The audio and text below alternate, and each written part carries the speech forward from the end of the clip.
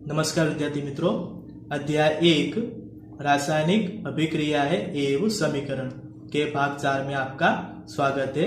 आज हम सीखेंगे रासायनिक समीकरण लिखना। ये किस तरह रासायनिक समीकरण लिखते हैं वो आज हम सीखेंगे। तो सबसे पहले हम रासायनिक समीकरण की परिभाषा याद कर लेते हैं कि तत्वों के प्रतीक और सूत्रों का उपयोग करके रासायनिक अभिक्रिया को निरूपित करते हैं, तो उसको हम कहते हैं रासायनिक समीकरण। फिर हमने क्रियाकलाप के जरिए रासायनिक अभिक्रियाएं समझी थी, तो उसी क्रियाकलाप पे से आज हम रासायनिक समीकरण लिखेंगे। तो सबसे पहला क्रियाकलाप था मैग्नीशियम रिबन का वायु में दहन करने से मैग्नीशियम ऑक्साइड बनता है। तो यहाँ पे मैग्नीशियम का प्रतीक क्या है? Mg। वायु में दहन हो रहा है तो प्लस ऑक्सीजन, दोनों के बीच में अभिक्रिया हो रही है तो गिव्स क्या बन रहा है? मैग्नीशियम ऑक्साइड, मतलब MgO क्या बन रहा है? Magnesium oxide. फिर हमने संयोजकता के बारे में पढ़ा था, तो मैग्नीशियम की संयोजकता क्या थी? +2 और ऑक्सीजन की -2। अब यहाँ पे क्या करना है? चौकड़ी गुणा करना है, तो +2 जाएगा ऑक्सीजन के पास और -2 जाएगा मैग्नीशियम के पास। अब यहाँ पे +2 और -2 दोनों सेम है तो कैंसिल हो जाएगा। क्या बन जाएगा? MgO magnesium oxide. फिर हमको यहाँ पे और एक चीज देखनी है कि प्लस से माइनस की ओर जाना है, मतलब कि मैग्नीशियम से ऑक्सीजन की ओर जाना है, तो बनेगा MgO मैग्नीशियम ऑक्साइड। दूसरा क्रियाकलाप है लेड नाइट्रेट और पोटेशियम आयोडाइड के बीच अभिक्रिया होने से लेड आयोडाइड और पोटेशियम नाइट्रेट बनता है। तो यहाँ पे लेड की संज्ञा, उसका प्रतीक क्या है? Pb, और नाइट्रेट की NO3 ट्वाइस। फिर पोटेशियम आयोडाइड, पोटेशियम की K और आयोडाइड की I, दोनों के बीच में अभिक्रिया हो रही है। गिव्स क्या बन रहा है? लेड आयोडाइड, मतलब PbI2। फिर क्या बन रहा है? और पोटेशियम नाइट्रेट बन रहा है, तो पोटेशियम की संज्ञा K और नाइट्रेट की NO3। अब संयोजकता देख लेते हैं ताकि हमको पता चले कि ये NO3 के कोष्टक के बाहर 2 कहां से आया और I के पास 2 कहां से आया। तो देख लेते हैं। Pb बनाता है +2, NO3 बनाता है -1। अब +2 जाएगा NO3 के पास और -1 जाएगा Pb के पास। तो +2 जाएगा NO3 के पास, तो उसको हम लिखेंगे, NO3 को कोष्टक करेंगे और फिर बाहर 2 लिखेंगे, और -1 जाएगा Pb के पास जो हम लिखते नहीं है, तो PbNO3 ट्वाइस इस तरह बना।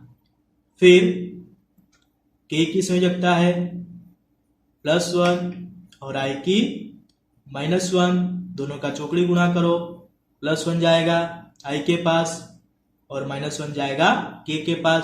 अब +1 और -1 दोनों सेम है तो कैंसिल हो जाएगा, तो बनेगा KI पोटेशियम आयोडाइड। फिर Pb बनाता है +2, आयोडाइड बनाता है -1, तो +2 जाएगा I के पास और -1 जाएगा Pb के पास। तो +2 जाएगा I के पास, तो I के पास हम 2 लिखेंगे और 1 जाएगा Pb के पास जो हम लिखते नहीं है, तो क्या बन जाएगा? PbI2। इस तरह बना PbI2। फिर K बनता है +1, उसकी संयोजकता +1 है, और NO3 की -1 है, दोनों का चौकड़ी गुणा करो, +1 जाएगा NO3 के पास और -1 जाएगा K के पास। +1 -1 सेम है तो कैंसिल हो जाएगा, बन जाएगा KNO3 पोटेशियम नाइट्रेट। फिर अब हमको यहाँ पे भी प्लस से माइनस की ओर जाना है, तो यहाँ पे अभिकारक में हम पीबी से लेके, अब प्लस कहाँ है, के, प्लस से लेके माइनस की ओर जाना है ना, तो पीबी से लेके जाएंगे माइनस की ओर आई के पास, तो क्या बन जाएगा PbI2। फिर प्लस से लेके माइनस की ओर जाना है, मतलब के से लेकर NO3 की तरफ, तो क्या बन जाएगा KNO3। अब क्रियाकलाप 3 देखते हैं। क्रियाकलाप 3, जिंक धातु और तनु सल्फ्यूरिक अम्ल या तनु हाइड्रोक्लोरिक अम्ल के बीच अभिक्रिया करके जिंक क्लोराइड और हाइड्रोजन वायु बनता है। तो हमने यहाँ पे तनु और सांद्र का मतलब समझ गए थे अगले वीडियो में, जो हमने आगे के वीडियो देखे उसमें। तो तनु मतलब क्या होता है, उसमें पानी की मात्रा ज्यादा होती है और अम्ल की मात्रा कम होती है। और सांद्र मतलब क्या होता है, उसमें पानी की मात्रा कम होती है और अम्ल की मात्रा ज्यादा होती है। तो यहाँ पे हम तनु सल्फ्यूरिक अम्ल और तनु हाइड्रोक्लोरिक अम्ल की जिंक धातु के साथ अभिक्रिया करानी है, तो उसका हम समीकरण लिखेंगे। तो जिंक का प्रतीक क्या था, Zn प्लस हाइड्रोक्लोरिक अम्ल का HCl,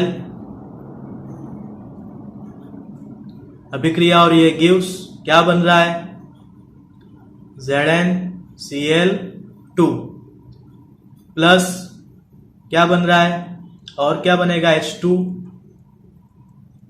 वायु। अब यहाँ पे Zn जो है वो सॉलिड स्वरूप में होता है, HCl जो है वो जलीय विलयन मतलब एक्यू के स्वरूप में होता है, और ZnCl2 वो भी एक्यू के स्वरूप में होता है, और H2 गैस के रूप में होता है। अब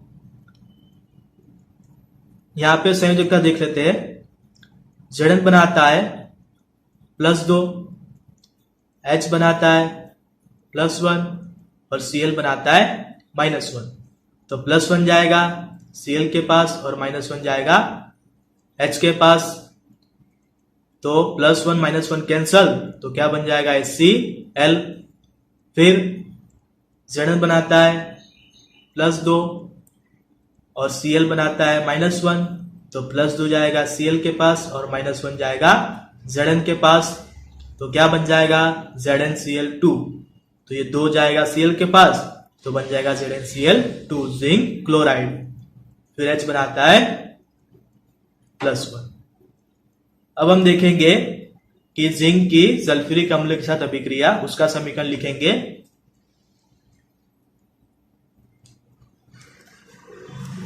तो जिंक Zn सल्फ्यूरिक अम्ल H2SO4, दोनों के बीच में अभिक्रिया हो रही है, गिव्स क्या बनेगा ZnSO4 zinc sulphate plus H2।